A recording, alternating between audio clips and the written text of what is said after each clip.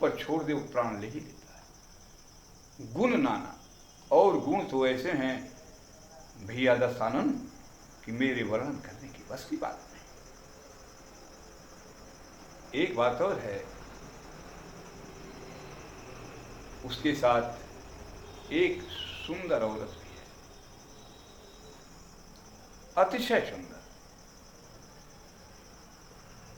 रूप रास विधि नारी समारी, रति सत कोटि तासु बलिहारी। उसकी सुंदरता को ब्रह्मा ने ऐसा संवारा है कि 100 करोड़ रति भी उसकी सुंदरता के सामने फेल है। अहो मूर्ख, महामूर्ख हैं ये सब,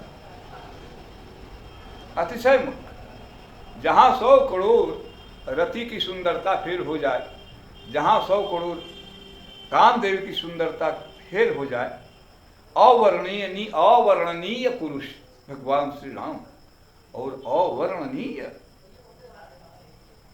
आदिशक्ति सीता से, जिनकी सुंदरता का वर्णन वेद भी नहीं कर पाए, शास्त्र भी नहीं कर पाए, आज तक कोई भी ऋषि, महर्षि, ब्रह्मर्षि देख करके उन चरणों को सुंदरता देखते देखते देखते देखते माता श्री जानकी में ही अपने मन को रख लिए, भगवान राम के चरणों में ही अपने मन को रख लिए। मुनि मन मधुप बसही जही माही।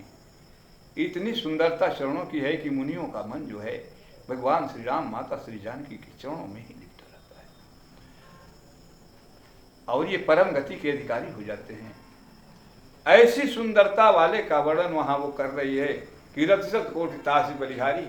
इतना सुंदर है, उसकी साथ में जो बाला है, औरत है, स्त्री है। रावण सोचा कि भाई इतनी बहादुर तो है, इतना बहादुर है, लेकिन नाक किसने काटा? तो बोलती है कि तासु अनुज काटा सुसिना का। उसका छोटा भाई जो लक्ष्मण है, उसी ने मेरा नाक कान काट लिया। तो पूछता है कि क्या खरदूषण के यहां नहीं गई? कहती कि भिया वहां गई, लेकिन बस क्षण भर में ही खरदूषण भिया मारी गई।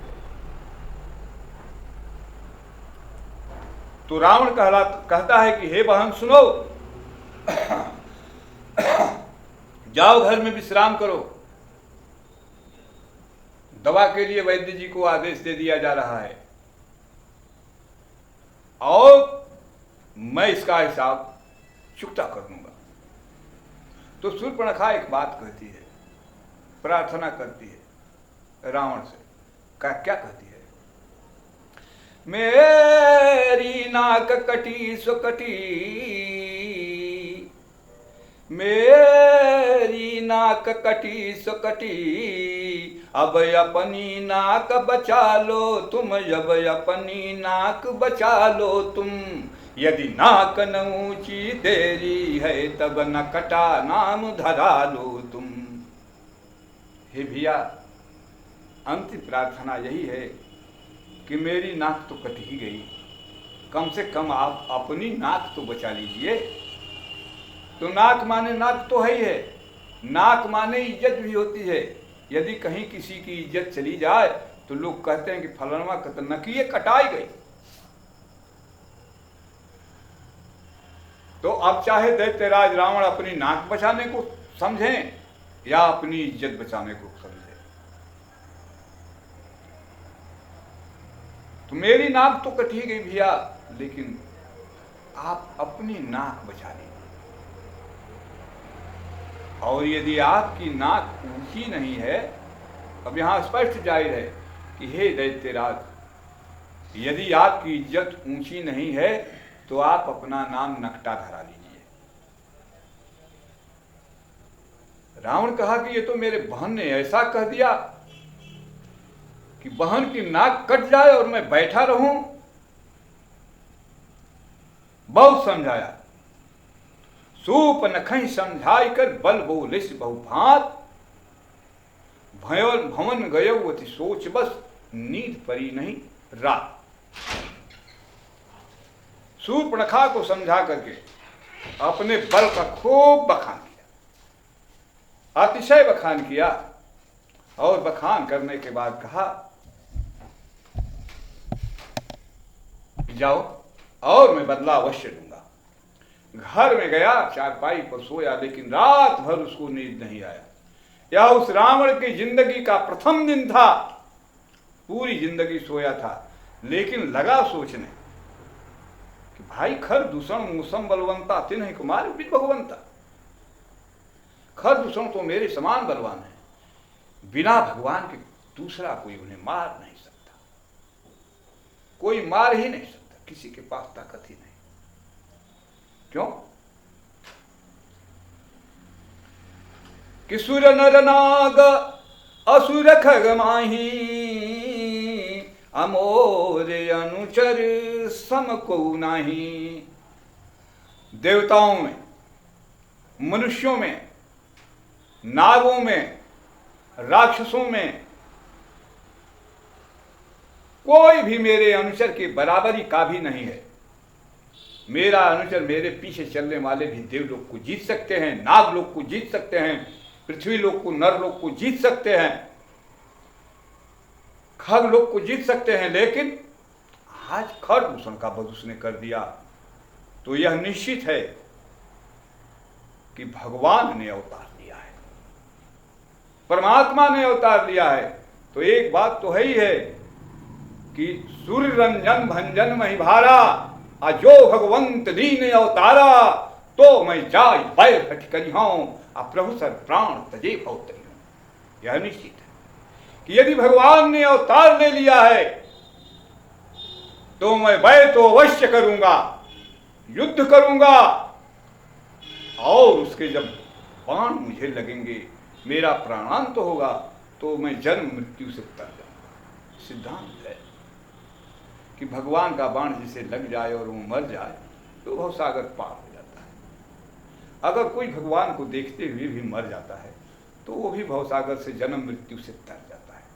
तो रावण सोचा कि जब मैं उनसे दुश्मनी करूंगा तो युद्ध तो आमने सामने होगा, मेरे सामने वो रहेंगे, उनके सामने मैं रहूंगा, मैं उनको मारूंगा, वो मुझे मारेंगे, देखने की प्रक्रिया तो मेरी जारी रहेगी।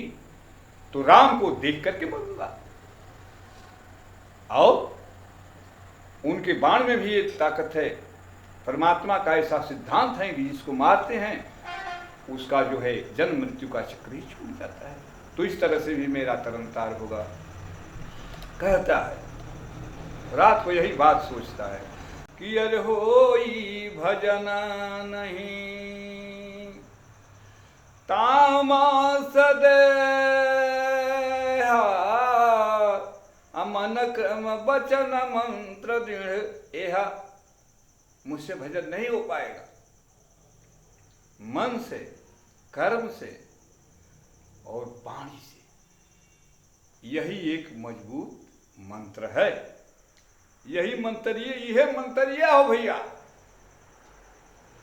कि मन से, वाणी से, कर्म से हम चर के दुश्मनी करी, और अगर राम मुझे मार देंगे तो भी मेरा तरनतार हो जाएगा, और मरेंगा भी तो उनको देखते हुए। और अगर वो भगवान नहीं होगा तो भी, भगवान नहीं होंगे तो भी एक बात होगी, मैं फायदे में रहूंगा। वो फायदा क्या है कि जो नर रूप भूप सुत दो, हरिहं नारी अजीतिरन दो। अगर वो भगवान के अवतारी नहीं होंगे तो मैं उनकी औरत को चुराऊंगा। जब औरत को चुरा लूंगा तो वो युद्ध करने के लिए आएंगे, और जब युद्ध होगा तो भगवान होंगे तो मुझे मार देंगे, मैं तर जाऊंगा। और अगर भगवान नहीं होंगे तो युद्ध में उनको मैं जीत लूंगा, उनकी औरत को अपने यहां रख लूंगा। कथा का समापन, वाणी का विश्राम, आगे कथा